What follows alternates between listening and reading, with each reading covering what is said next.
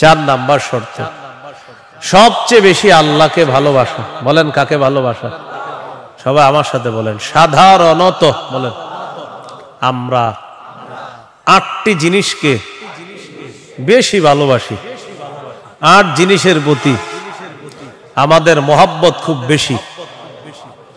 এই 8 জিনিসের চাইতেও আল্লাহকে, রসুলকে বেশি ভালোবাসতে হবে।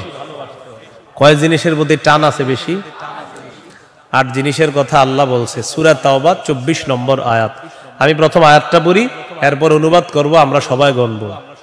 আল্লাহ তাআলা বলেন, কুল ইন কানা আবাউকুম ওয়া আবনাউকুম ওয়া ইখওয়ানুকুম ওয়া আজওয়াজুকুম ওয়া আশীরাতুকুম ওয়া আমওয়ালুন ইকতারাফতুমুহা ওয়া তিজারাতুন তাখশাউনা কাসাদাহা ওয়া মাসাকিনু তারদাউনাহা আহাব্বা ইলাইকুম মিনাল্লাহি ওয়া রাসূলিহি ওয়া জিহাদিন ফি সাবিলিহি ফাতারাব্বাসু হাত্তা ইয়াতিয়াল্লাহু বিআমরি। কত?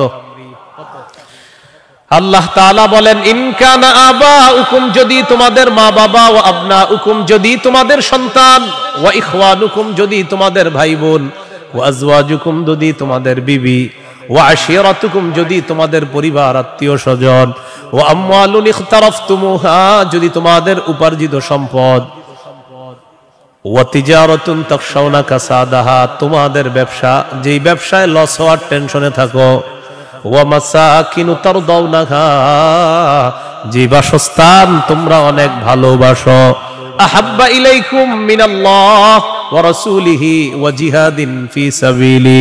আল্লাহ তাআলা বলেন, এই 8টা জিনিস যদি আল্লাহ এবং তার রাসূল আর জিহাদের চাইতে তোমাদের কাছে বেশি প্রিয় হয়, ফাতারাব্বাসু, অপেক্ষা করো, হাত্তা ইয়াতিয়াল্লাহু বিআমরি, আল্লাহ তাআলা গজব নিয়ে আসার অপেক্ষা করো। বলি নাউযুবিল্লাহ। কি শিখলাম? এই 8 জিনিসের প্রতি আমাদের মহব্বত আছে বেশি। আল্লাহ বলেন, এইগুলা যদি আল্লাহর চেয়ে বেশি মহব্বতের হয়, নবীর চেয়ে বেশি মহব্বতের হয়, জিহাদের চেয়ে বেশি মহব্বতের হয়, তাহলে গজবের অপেক্ষা থাকো। তাহলে কি শিখলাম? এই 8 জিনিসের চাইতে আল্লাহকে বেশি ভালোবাসা, রসুলকে বেশি ভালোবাসতে হবে। আল্লাহ তৌফিক দান করেন। এখানে কয় জিনিসের ভালোবাসার কথা হলো? 8 জিনিসের ভালোবাসার কথা।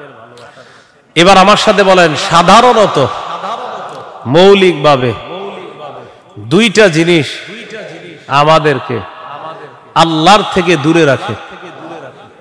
1 সম্পদ, 2 সন্তান। এই 2টা মৌলিকভাবে আমাদেরকে খালি আল্লাহর থেকে গাফেল করে দেয়।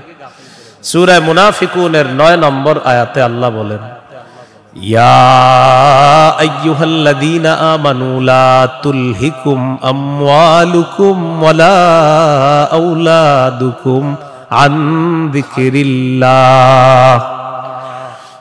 আল্লাহ তাআলা বলেন, হে ঈমানদারগণ, লা তুলহিকুম আমওয়ালুকুম ওয়ালা আওলাদুকুম, তোমাদের সম্পদ, তোমাদের সন্তান তোমাদেরকে যেন গাফেল করে না দেয়, আন যিকরিল্লাহ, আল্লাহর স্মরণ থেকে যেন গাফেল করে না দেয়। দোকানের শাটারটা লাগাইতেছেন, অর্ধেক শাটার আপনি নিছেন, মুয়াজ্জিন মসজিদের মধ্যে বলে, কদ কামাতিস সালাহ, কদ কামাতিস সালাহ, নামাজ দাঁড়ায় গেছে, নামাজ দাঁড়িয়ে গেছে। এই টাইমে কাস্টমার এসে কয় 10,000 টাকার সদায় লাগবে, টেনশনে পড়ে গেলেন, নামাজ 10,000, নামাজ 10,000, নামাজ 10,000, পুরাই টেনশনে আছেন। আল্লাহ তাআলা বলেন, সম্পদ যেন তোমাদেরকে আল্লাহর থেকে দূরে সরায় না দেয়। নামাজ দাঁড়িয়ে গেছে, আপনি শাটারও লাগাইতেছেন নামাজে যাওয়ার জন্য, আল্লাহ তাআলা বলেন, এই শোনো, সম্পদ যেন আল্লাহর থেকে দূরে সরায় না দেয়। কাস্টমার কয় 10,000, মুয়াজ্জিন কয় কদ কামাতিস সালাহ, টেনশনে পড়ে গেছেন, কি করব?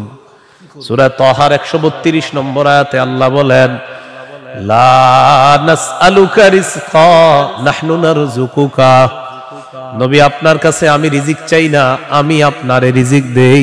পরিবারকে নামাজের কথা বলেন, নিজে নামাজ পড়েন। নামাজের পর আল্লাহ তাআলা রিজিকের কথা কেন বললেন? কারণ রিজিকের টেনশনে মানুষ নামাজ থেকে দূরে থাকে। আল্লাহ বলেন, বান্দা তুমি নামাজে যাও, আমি তোমার থেকে রিজিক চাই না, আমি আল্লাহ তোমাকে রিজিক দিয়ে দেই। সম্পদ আল্লাহর থেকে দূরে রাখে। আর হলো সন্তান, সারাদিন কান্নাকাটি করে না। যেই জোহর নামাজে রওনা করবেন ওই টাইমে কয় আমি চিপস খাবো, সারাদিন কানবে না। যখন নামাজে যাবেন তখন এক দুনিয়ার যত কিছু আছে সব খাইতে মন চায়, ইবলিস এসে খোঁচায়, আপনি তখন বুদ্ধি করে কি করবেন? ওইটারে প্যাম্পাস পরায় মসজিদের এক কোনায় নিয়ে বসায় দিবেন, বসে থাকেন, বুঝেন নাই? আর ইবলিস রে বলবেন, ইবলিস তুমি যেই ঝামেলাটা আমার সাথে ডেলি নামাজের সময় করো, এই ঝামেলা করে কাজ হবে না। কারণ নামাজের সময় তুই যতবার আমার সন্তানরে খোঁচাবি, ওরে ততবার কাঁধে করে মসজিদে নিয়ে যাবো।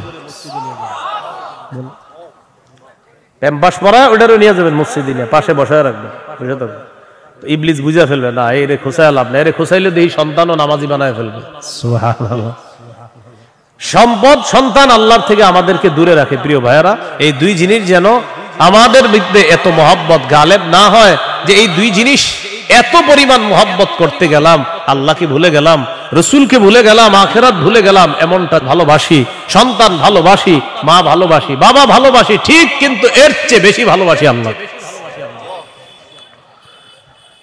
এই হলো আল্লাহকে সবচেয়ে, তাওহীদের কয় শর্ত?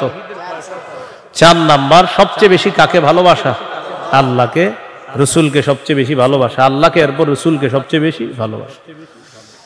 সহিহ বুখারীর বর্ণনা 16 নম্বর হাদিস। ক্বালা রাসূলুল্লাহ সাল্লাল্লাহু আলাইহি ওয়াসাল্লাম, সালাসুন মান কুন্না ফীহি ওয়াজাদা হালাওয়াতাল ঈমান।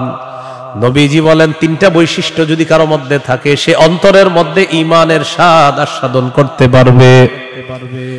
1 নাম্বার, ইয়াকুন আল্লাহু ওয়া রাসূলুহু আহাব্বা ইলাইহি মিম্মা সিওয়াহুমা। আল্লাহ, আল্লাহ রসুল ছাড়া যত কিছু আছে সবকিছুর চাইতে আল্লাহ আর তার নবীকে বেশি ভালোবাসা।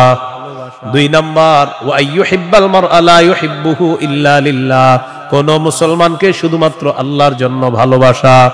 3 নাম্বার, আইয়াকরাহা আইয়াউদা ফিল কুফরি কামা ইয়াকরাহু আইয়ুকযাফা ফিন্নার। আগুনের মধ্যে পুড়ে যাওয়া যেমন অপছন্দ, তেমনি ভাবে কুফরি করাটাও এমন অপছন্দ হওয়া। কোটি কোটি টাকা আপনার সামনে রাখা হলো আর বলা হলো আগুনে পুড়ে মারা যাও, আপনি তখন জবাব দিবেন, আপনার কি মাথা খারাপ? আগুনে পুড়ে যদি আমি মারা যাই, তুই কোটি টাকা দিয়ে আমি করবো কি? এবার আপনাকে বলা হলো কোটি কোটি টাকা দেওয়া হবে, তুমি কুফরি করো, আপনি জবাব দিবেন, কোটি টাকার বিনিময়ে যেমন দুনিয়ার আগুনে পুড়তে চাই না, তেমনি ভাবে কোটি টাকার বিনিময়ে কুফরি করে জাহান্নামের আগুনেও পুড়তে চাই না। নবীজি বলেন, কারো মধ্যে যদি এমন অনুভূতি থাকে আগুনে পুড়ে যাওয়া তার অপছন্দ, তেমনি ভাবে কুফরি করাটাও তার কাছে অপছন্দের, আল্লাহ তাআলা তার অন্তরের মধ্যে ঈমানের স্বাদ তৈরি করে দিবেন, ঈমানের স্বাদ দিবেন। তো এই 3টার মধ্যে একটা হলো আল্লাহকে বেশি ভালোবাসা। বলেন তো তাওহীদের কয় শর্ত? 1 নম্বর, আল্লাহ ছাড়া কোনো ইলাহ নাই, এই বিশ্বাস নিয়ে মৃত্যুবরণ করা। 2 নাম্বার, আল্লাহ ছাড়া কোনো ইলাহ নাই, এটার মধ্যে একটুও সন্দেহ করা যাবে না। 3 নাম্বার, আল্লাহ ছাড়া কোনো ইলাহ নাই, এটা মুখে বলা, অন্তরে স্বীকার করা, বিশ্বাস করা। 4 নাম্বার, আল্লাহকে সবচেয়ে বেশি ভালোবাসা। এই 4 শর্ত পূরণ করে আমরা যেন কবরে যেতে পারি, আল্লাহ তাআলা তৌফিক দান করেন।